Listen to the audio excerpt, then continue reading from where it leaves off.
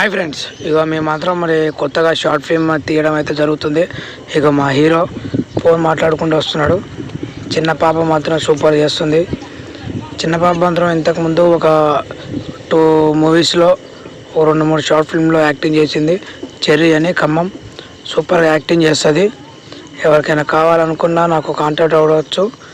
సూపర్గా యాక్టింగ్ మాత్రం వేరే లెవెల్లో ఉంటుంది. మా హీరో కూడా సూపర్గా చేస్తున్నాడు.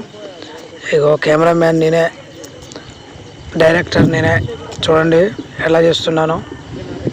యాక్షన్. హీరో మాత్రం బైక్ దిగాలి. హీరోకి చెల్లె క్యారెక్టరు అమ్మాయి.